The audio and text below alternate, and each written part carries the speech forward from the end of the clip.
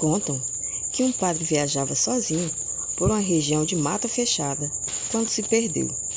Por muito tempo, ele vagou sem rumo, sem encontrar quem o orientasse, quando começou a cair a noite, que seria a mais aterrorizante de sua vida.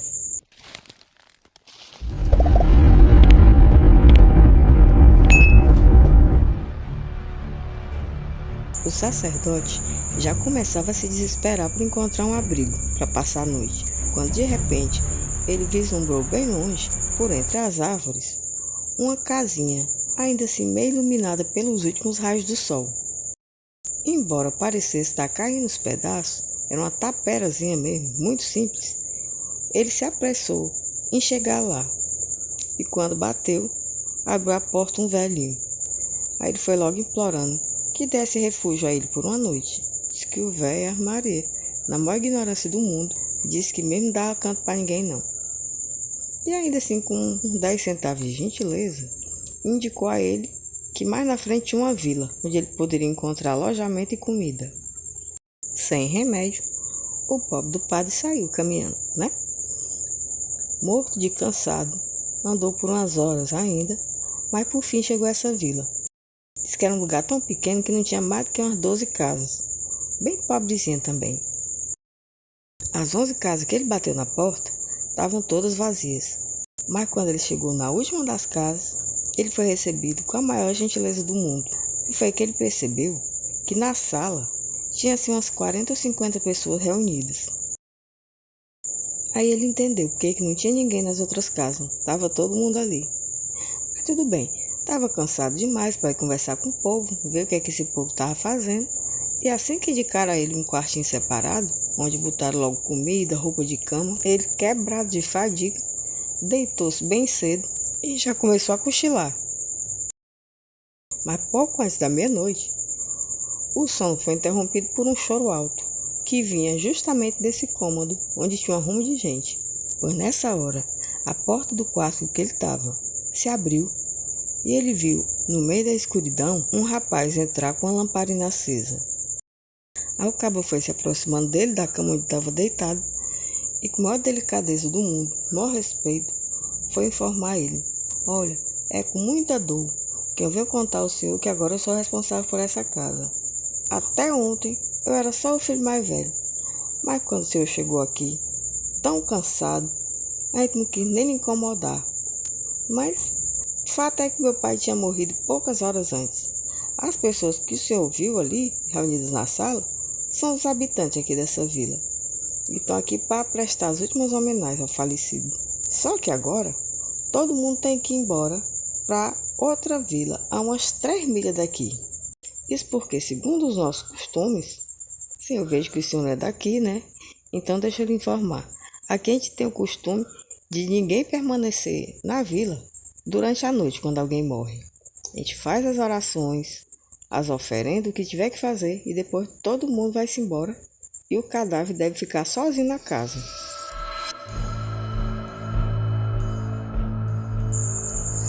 O padre ficou curioso com aquilo e perguntou por que acontecia dessa forma. Aí o rapaz começou a explicar a ele que toda casa, à noite onde tinha um defunto, uma série de coisas estranhas sempre aconteciam. Então por isso ele já foi emendando, dizendo que seria muito melhor que o padre acompanhasse eles e saísse dali. Na outra aldeia, o senhor com certeza vai achar outro lugar para se alojar. Mas, como o senhor é padre, também é possível que o senhor não tenha medo de demônio, de espírito maligno, dessas coisas. E se o senhor não se incomoda com a companhia de um defunto e ninguém mais, de toda maneira o senhor pode ficar, se for o caso de querer, né?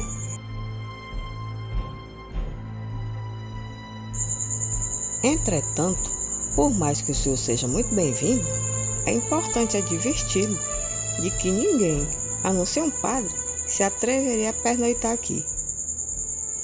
Aí nisso o padre respondeu: olha, eu sou muito grato pelas suas intenções, pela sua hospitalidade, porém, lamento que o senhor não tenha me contado antes que o seu pai tinha morrido, porque, por mais que eu estivesse cansado, eu teria cumprido meu dever de sacerdote, realizando o serviço religioso, antes mesmo de vocês saírem.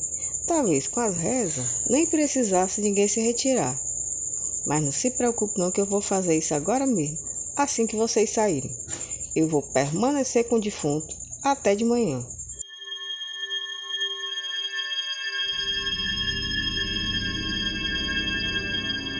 Quanto às coisas que vocês têm medo, não se preocupe não, que esse tipo de coisa não assusta padre não. Então, pode ir com calma, que por mim eu fico bem. Aí o rapaz ficou satisfeito com o que o padre falou, expressou a gratidão e depois juntou-se com os mais membros da família e o povo todo que morava lá se reuniu e foram-se embora. O rapaz que tinha conversado com o padre, mais uma vez foi conversar com ele, dizendo que lamentava muitíssimo de deixar ele ali sozinho, mas era norma da aldeia. Nenhum deles poderia permanecer ali depois da meia-noite. E de toda forma, já se despedindo, ele pediu a ele que cuidasse do corpo e que se por acaso ele visse ou ouvisse alguma coisa estranha durante a ausência deles, ele prestasse atenção para contar quando eles voltassem pela manhã.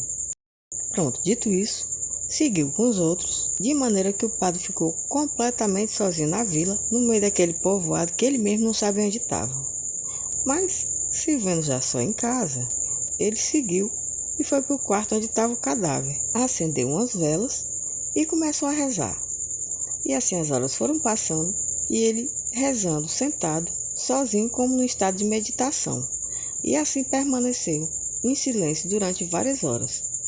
Nenhum ruído se ouvia, mas quando o silêncio da noite se fez mais profundo, um frio entrou pelo quarto, fazendo com que ele se arrepiasse inteiro. E foi nessa hora que ele viu um vulto entrar no quarto de forma silenciosa. Naquele mesmo instante, o sacerdote se viu impedido de falar ou de se mover. Ele viu que aquele vulto, fosse lá o que fosse aquilo, se apoderou do cadáver e, como se tivesse mãos, começou a puxar e devorar mais rapidamente do que um gato faria com um rato. Começou pela cabeça e depois prosseguiu comendo tudo, o cabelo, os ossos e até mesmo a mortalha. E a coisa, após consumir todo o corpo, voltou-se para as oferendas, para as flores, para as velas, para tudo que tinha em volta e devorou tudo com a mesma ferocidade. Depois foi embora tão misteriosamente quanto tinha chegado. Quando os habitantes do vilarejo voltaram na manhã seguinte, encontraram o padre esperando na porta da casa. Todo mundo cumprimentou ele e, quando entraram e olharam ao redor, não manifestaram surpresa nenhuma com o desaparecimento do cadáver e das oferendas. Mas o rapazinho que tinha falado com ele antes disse: "Venerável senhor, certamente o senhor viu coisas desagradáveis durante a noite.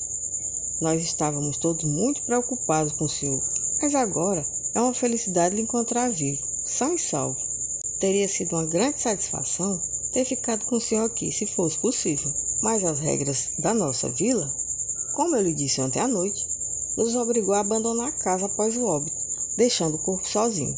Toda vez que essa lei foi quebrada, aconteceu alguma desgraça em seguida. Porém, cada vez que a norma foi obedecida, descobrimos que o cadáver e as oferendas desaparecem durante a nossa ausência. Talvez o senhor tenha visto a causa." Então o padre falou sobre a forma sombria e terrível que penetrou no quarto para devorar o cadáver e as oferendas. E, curiosamente, ninguém se surpreendeu com o que ele contou.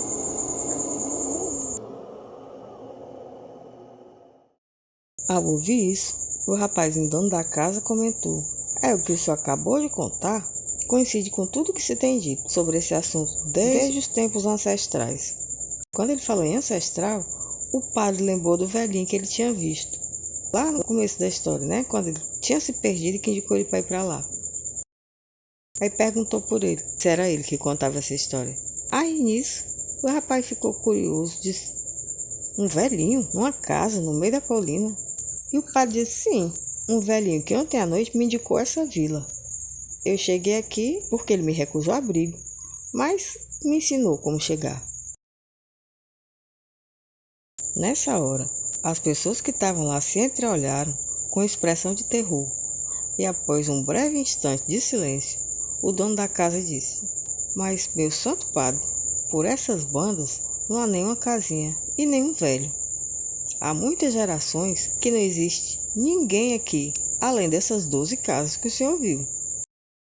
O padre não disse mais nenhuma palavra sobre o assunto, porque para ele ficou evidente que os anfitriões acreditavam que, como ele estava perdido, ele tinha se confundido com essa casa de ter visto em outro canto e achar que era lá. Pois bem, mas depois de se despedir e obter todas as informações necessárias para prosseguir o caminho, sem se perder de novo, ele decidiu procurar o tal do velhinho, só para confirmar se ele não tinha se enganado. Ora, mas menino, não procurou muito não. Pouco tempo ele tinha encontrado o homem, e dessa vez o velho convidou ele a entrar em casa. E quando o padre entrou, o velho prostrou-se humildemente diante dele e começou a se lamentar, dizer que estava muito envergonhado, extremamente envergonhado. O padre, com muita amabilidade, disse a ele: "Meu senhor, pode ficar de pé. Você não tem que sentir vergonha por ter me negado abrigo. Afinal de contas, o senhor me indicou aquela vila, onde eu fui muito bem acolhido, e tenho mais que lhe agradecer por esse favor." Aí o velho continuou falando: "Mas eu não posso oferecer abrigo a seu ninguém, e não é pela minha recusa de lhe receber que eu estou envergonhado. O que me constrange é que o senhor me viu ontem, na minha verdadeira forma, pois fui eu quem devorou o cadáver e as oferendas diante dos vossos olhos na noite passada. Tenha piedade, tenha misericórdia de mim, e me permita que eu lhe confesse o secreto pecado que me reduziu a essa condição." O padre assentiu e ele começou a contar: "Há muito tempo, eu também era padre, da mesma forma que o senhor, e não havia outro sacerdote num raio de muitas léguas. Naquela época, o pessoal que mora pelos arredores traziam para cá os corpos dos seus mortos, às vezes vindo de grande distância, para que eu prestasse os serviços sagrados. Mas eu realizava esse serviço e os rituais apenas visando o lucro. Pensava apenas na comida, nas roupas que a minha sagrada profissão poderia me proporcionar. E por causa desse ímpio egoísmo, renasci imediatamente após a minha morte, como um monstro. Desde então, tenho sido obrigado a alimentar-me de cadáveres das pessoas que morrem nesse distrito. Devo devorar cada um dos que morrem, da maneira como você viu aquela noite passada. Agora, reverendo Senhor, eu vos peço que realize um sacrifício em meu favor. Ajude-me com vossas orações, eu imploro, para que me liberte desse hediondo estado de existência." Mal o velho formulou esse pedido, desapareceu. No mesmo instante, a casinha também desapareceu, e o padre encontrou-se a sós, ajoelhado sobre a grama crescida, junto a um antigo sepulcro, coberto de musgo, que parecia ser o túmulo de um sacerdote. Esse foi o resumo de mais um conto de terror japonês, chamado O Devorador de Cadáveres, do autor Koizumi Yakumo. Me conta nos comentários qual foi o melhor conto ou história de terror que você já leu ou ouviu. Eu vou adorar saber. E se você gostou da história de hoje, deixa um like, que ajuda muito o canal. Se inscreve se você não for inscrito. E sem mais, obrigada pela companhia, um abraço enorme e a gente se vê no próximo vídeo. Até lá!